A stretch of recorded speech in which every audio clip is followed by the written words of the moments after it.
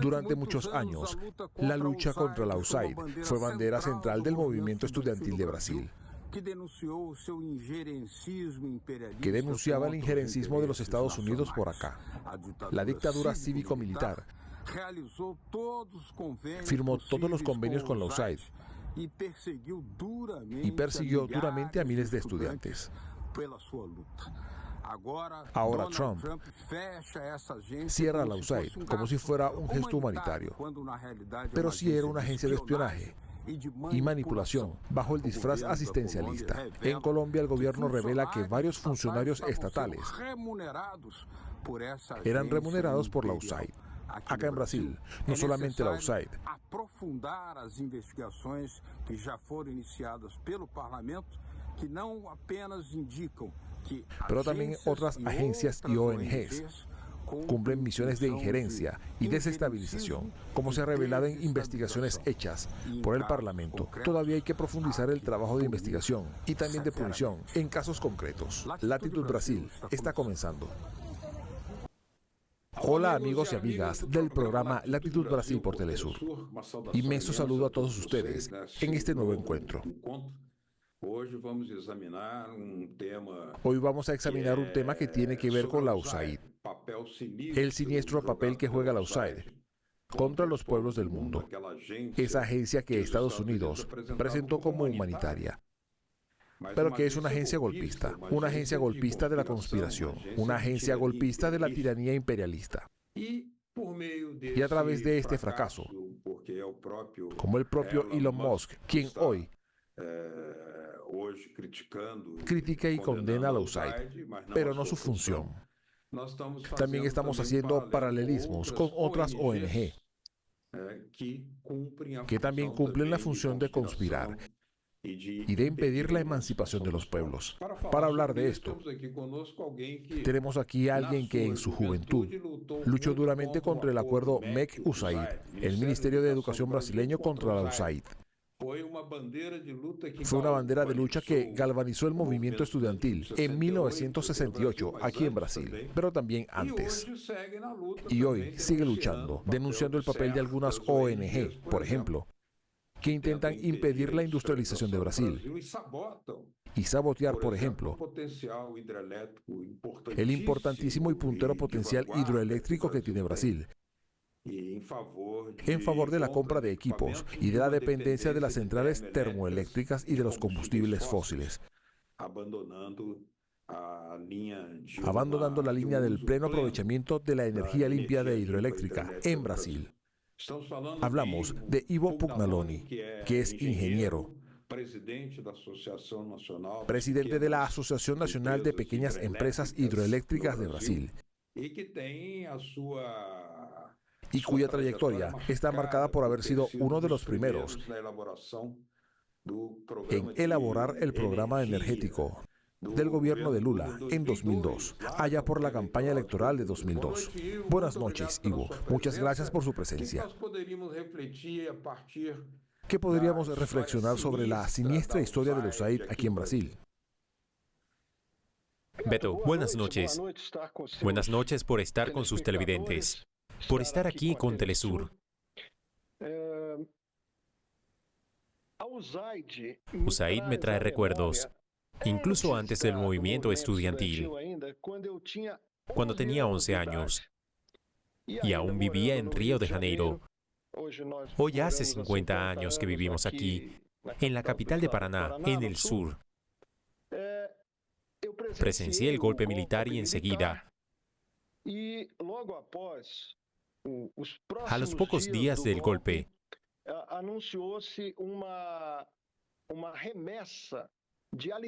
se anunció un cargamento de alimentos para la gente pobre de Río de Janeiro.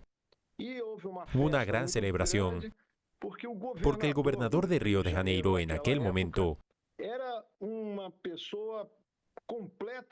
era alguien totalmente vinculado al embajador de los Estados Unidos, que en aquel momento, Mr. Lincoln Gordon, y el movimiento estudiantil de la época tenía un lema: no más intermediarios para presidentes de la República. Lincoln Gordon. El tipo era muy importante. Esta persona, que tenía un despacho en el Congreso Nacional, en el Senado Nacional, tenía un despacho de senador. De hecho, sobraban algunas oficinas. Nuestro edificio del Congreso es muy grande. Y él tenía un despacho de senador, para que le haga una idea a Beto. Y en las calles, cuando apareció este anuncio en la televisión, era la televisión en blanco y negro, ¿no? Empezaron a aparecer en las calles, clavados en las paredes de los edificios. Este símbolo de USAID, que está hoy en todos los medios de comunicación. Esta pancarta de USAID, con las estrellitas blancas sobre fondo azul y las barras rojas, diciendo USAID por el hambre, luchando contra el hambre, algo así. El día del golpe, unos días después, tengo este recuerdo desde los 11 años. Ya tenía una conciencia crítica. Mi padre era un getulista empedernido, ingeniero de Petrobras. Y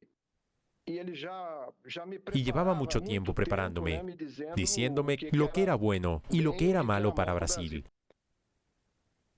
A los 18 o 19, entrábamos en la universidad. Y en la universidad, el tema era el acuerdo MEC-USAID. Si los espectadores que nos están escuchando acuden a Wikipedia, que como saben, es un instrumento manipulado y operado por el MI-16. Es el servicio secreto británico que opera Wikipedia. Así de fácil.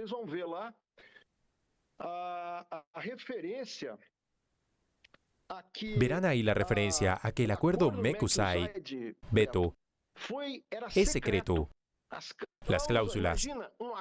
Imagina un acuerdo entre dos naciones, donde una nación mantuvo el acuerdo en secreto. Si se sabía que había un acuerdo, que se había discutido, que se había firmado, no sé si había sido aprobado por el Congreso, pero creo que no.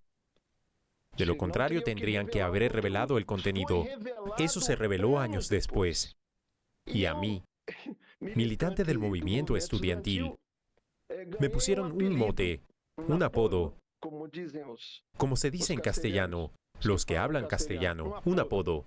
¿Cuál era mi apodo? Conde de Meira Matos. Conde. ¿Por qué? Porque aprendí todo del coronel. No sé su primer nombre, pero era Meira Matos, que era el ejecutor del acuerdo, era coronel. Su apellido era Meira Matos. Una vez revelado el acuerdo, me especialicé en dar el soplo, lo recuerdo hasta hoy. Tengo 71 años. Los tres aspectos del acuerdo eran la privatización de la educación, la elitización de la educación y la tecnificación de la educación. En otras palabras, la orden era convertir la enseñanza superior brasileña en enseñanza técnica. Ya no era para producir ciencia, no era para producir tecnología, era solo para aplicar técnicas. Una conspiración contra Brasil, claramente. Una conspiración contra Brasil. Bueno, eso está detrás de nosotros ahora. Y ahora estamos mirando a la soberanía de Brasil en términos del pueblo brasileño, en la cuestión energética. Ahora, en este sentido, Ivo, me gustaría recordarte que el uso más reciente de la USAID aquí en Brasil, en términos de conspiraciones, fue instalarse en la frontera entre Roraima y Venezuela para apoyar este éxodo estimulado, un éxodo que fue programado, que los Estados Unidos apoyaron a través de la USAID para tratar de hacer propaganda contra la revolución bolivariana,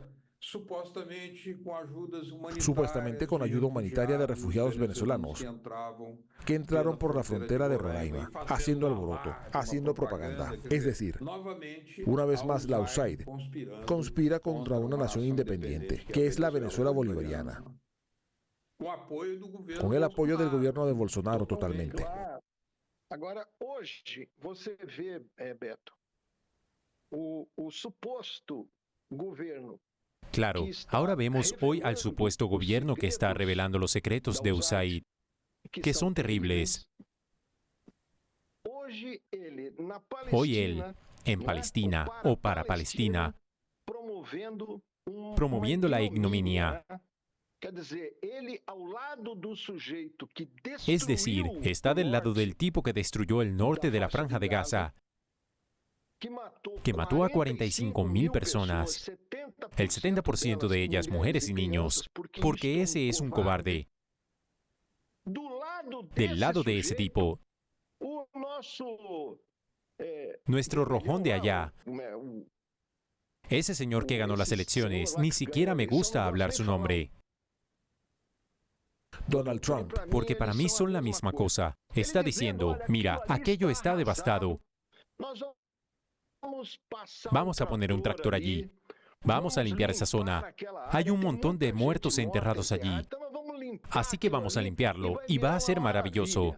Quiero decir, es el colmo de la hipocresía.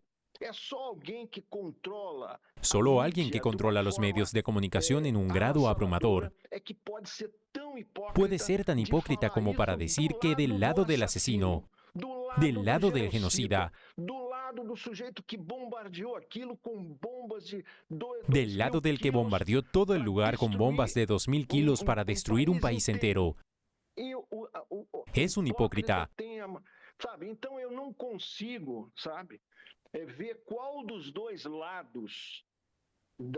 Así que no puedo ver cuál de los dos lados de esta pobredumbre, que se llama la élite estadounidense, no puede ver cuál es peor.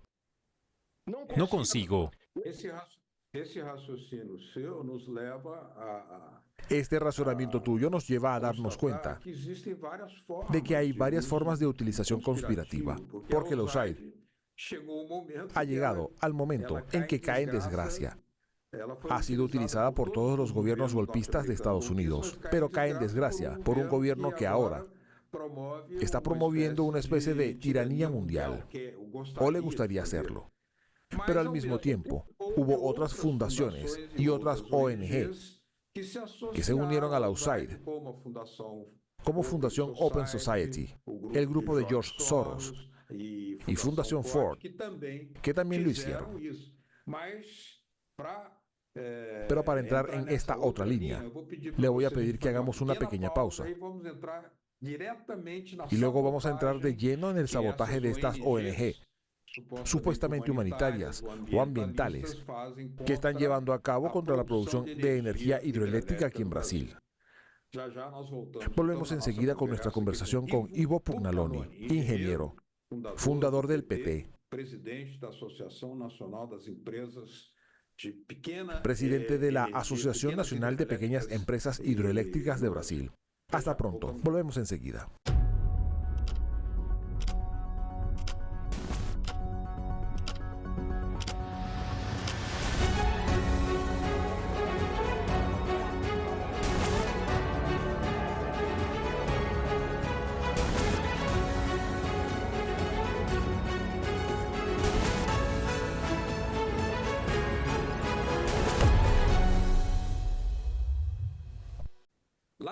Latitud Brasil está de vuelta hoy conversando con Ivo Pugnaloni, que es presidente de la Asociación Nacional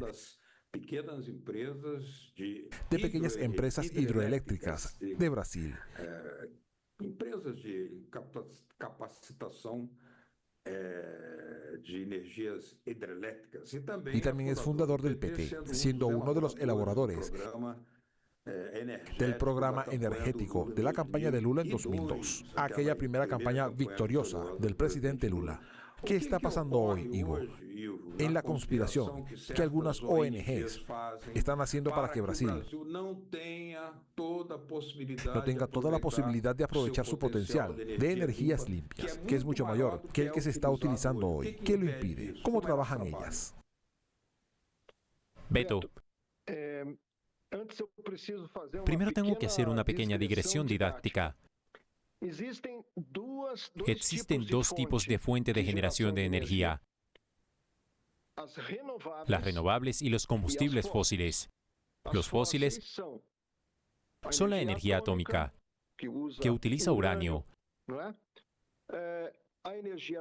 La energía termoeléctrica fósil, que utiliza petróleo, gas y carbón. Y las energías renovables son renovables porque se obtienen de la naturaleza, de los fenómenos de la naturaleza. Y estos fenómenos son todos renovables, infinitos y cíclicos, que son los vientos, el sol, el agua de los ríos y también, en menor medida, las mareas. Y muy importante en Brasil, las centrales térmicas alimentadas por combustibles renovables, la biomasa. Así que no es de todas las centrales térmicas sean malas. No, tenemos buenas centrales térmicas que utilizan biomasa. Pero hay una diferencia entre ellos. Solo una de estas renovables es permanente. La hidroeléctrica, ella no termina por la noche. La biomasa térmica tampoco se acaba. Mientras tenga combustible, está bajo su control. O usted la activa o no la activa. La hidroeléctrica pasa lo mismo. El agua se almacena allí. Usted la enciende y tiene energía. Si la apaga, no hay energía. La energía solar y eólica son buenas, son renovables, pero no permanentes.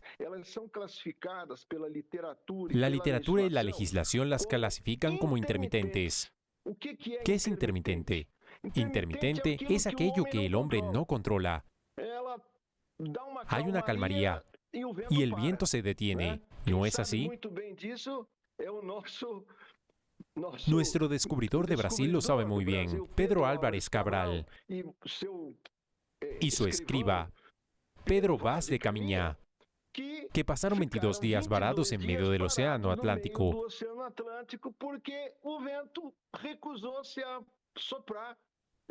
porque el viento se negaba a soplar a la hora que normalmente lo hacía. ¿Y por qué ocurre?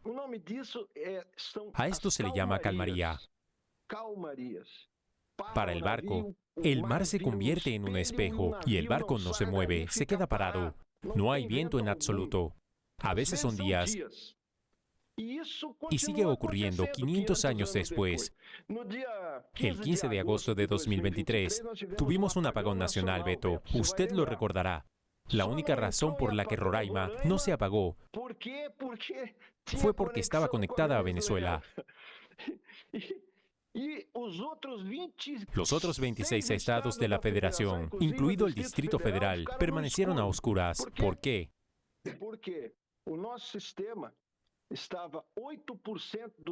Porque nuestro sistema dependía en un 8% de la energía eólica, porque tiene preferencia. Así que el operador del Sistema Nacional dijo, miren, hay viento ahí, sigan adelante, detengan las centrales hidroeléctricas, deténganlas allí, no las pongan en marcha ahora. Por un lado, esto es bueno, porque podemos ahorrar el agua del embalse, eso es bueno, porque no se están construyendo más centrales hidroeléctricas, así que hay que seguir ahorrando agua. Muy bien. Pero de repente, Beto, ese 8% se convirtió en un 1%. 2%, y todo el sistema cayó como un castillo de naipes. Eso es peligroso. Es peligroso depender de la energía intermitente. Así que cuando el consumo crece, y Brasil ha crecido mucho, en 1999 teníamos 130 millones de habitantes, y 30 y tantos años después, tenemos 225 millones. Pero el número de grandes centrales hidroeléctricas es prácticamente el mismo. Ustedes tenían Santo Antonio, Jirau y Belo Monte. Eso es todo. Belo Monte y sin embalse, o con un embalse muy pequeño. ¿De dónde viene eso, Beto? En primer lugar, no es solo una campaña brasileña. Esta campaña es mundial. Esta campaña tiene su origen en los siguientes números que les voy a dar ahora. Hay 3 países en el mundo que tienen el mayor potencial hidroeléctrico remanente. Se trata de China, que posee el 13% de todo él, y Rusia, con el 12%. Brasil tiene el 10%. Si lo sumamos, es el 35% del potencial hidroeléctrico mundial, estos 3 países. Y si añadimos a India, India tiene otro 5%, es el 40%. En otras palabras, 4 países BRICS, Beto, tienen el 40% del potencial hidroeléctrico mundial. ¿Cuál crees, Beto, que es la posición del gobierno americano, de la economía americana, de las empresas americanas, de USAID, de la CIA y de las ONG sobre la energía hidroeléctrica de fuente hídrica? Es lo peor posible. ¿Y eso por qué? Porque poseen todo el potencial petrolero del mundo. Donde aún no lo hayan comprado, lo conquistarán a balazos. Venezuela posee las mayores reservas de petróleo del mundo, 308.000 millones de barriles. Brasil tiene 22.000 millones de barriles. Venezuela tiene 308. Así que es un milagro obrado por el pueblo. Ahora, ¿cómo transforman y disfrazan esta conspiración en un mensaje ambientalista para engañar a la gente? El origen de eso en Brasil. Le voy a contar de dónde se originó. El origen de esto está en Itaipú. Cuando se construyó Itaipú, en tiempos de la dictadura militar, no había legislación medioambiental ni Estado de Derecho. Y 70.000 brasileños fueron expulsados a punta de pistola de la zona del embalse y sus alrededores. Algunos se fueron a Paraguay y otros a Mato Grosso, hacia el norte, Rondônia, Acre. Lo llamaban la gauchada, que se fue para allá. La gauchada estaba en Paraná. Parte de ella se convirtió en brasiguayo. De esos 70.000, mira el número que te voy a dar, Beto. De esos 70.000, 22.000 eran indígenas guaraníes, de la etnia aba-guaraní. Toda esta gente fue expulsada. ¿Y quién se quedó con la culpa? ¿Cree que fue el ministro militar quien lo ordenó? ¿Fue el presidente de Itaipú? ¿Fue el director de Itaipú? No fue. ¿Fue el director de la empresa constructora? No, fue Itaipú. Culparon a la usina. Fue la usina la que tuvo la culpa. ¿Me entienden? La manipulación mediática. ¿Qué tipo de planta es? Hidroeléctrica. Así que todas las centrales hidroeléctricas merecen ser culpadas. Tienen una culpa de nacimiento. Tienen un pecado original. No vale la pena mencionarlas. Usted ve hoy nuestra Itaipú. Nuestra Itaipú no anuncia su generación hidroeléctrica. Itaipú tiene miedo de decir que es una hidroeléctrica. Es una vergüenza. No puedo entender cómo eso puede ocurrir. Y su presidente es un tipo muy bueno, excelente. Pero está en esta misión de ser candidato a gobernador. Y en vez de hacer publicidad de su empresa gubernamental, que le paga el sueldo, de hecho, el sueldo de un director de Itaipú. Yo fui director en Copel, que es la sexta mayor distribuidora de energía de Brasil. Era un buen sueldo. Pero al lado del sueldo de Itaipú, caramba, es un sueldo de multinacional. Pero no hacer publicidad de la hidroeléctrica de Itaipú por tener vergüenza de decir que es una hidroeléctrica. Ivo, entendemos muy bien tus pensamientos. Creo que son muy esclarecedores. Se ve muy bien el papel que están desempeñando estas ONG en Brasil y la información ya se ha transmitido. Lamentablemente se nos ha acabado el tiempo y me gustaría agradecer su presencia aquí en Latitud Brasil. Ya llegarán otras oportunidades. Las puertas estarán abiertas para usted. Muchas gracias. Se lo agradezco, Beto. Un abrazo a usted y a sus oyentes. Muy bien. A ustedes en casa que nos acompañaron, muchas gracias por su atención. La próxima semana estaremos de vuelta con Latitud Brasil. Chao.